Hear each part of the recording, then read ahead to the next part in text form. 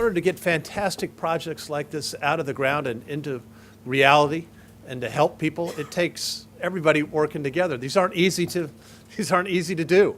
And the fact that we are here today to celebrate this great looking building and architecture, but more importantly, what it's going to mean for people's lives.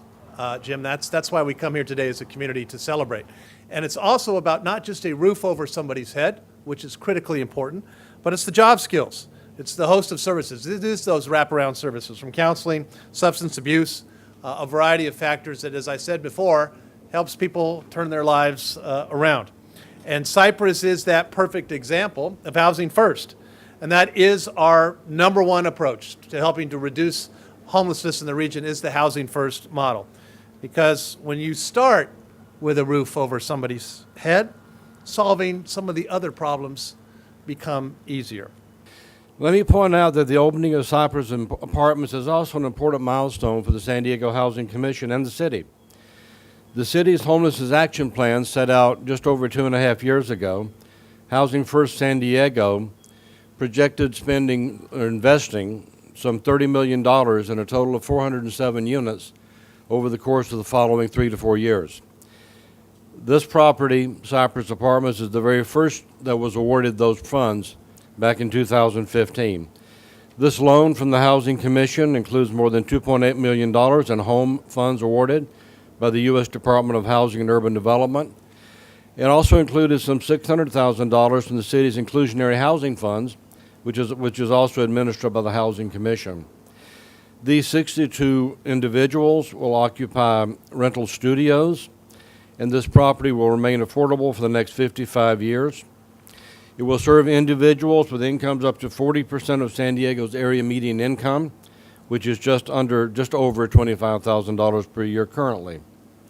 The Housing Commission has also awarded 62 of our vouchers for this property to make sure that we can serve individuals, much lower income than that $25,000 level.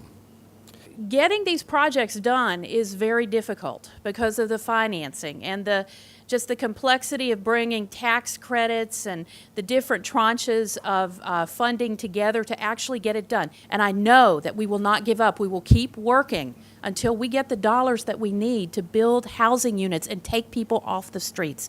We know that it is the most effective way. We know it's the most cost-effective way to help people. Therefore, a key component of any housing for the homeless is wraparound services that are accessible and on-site.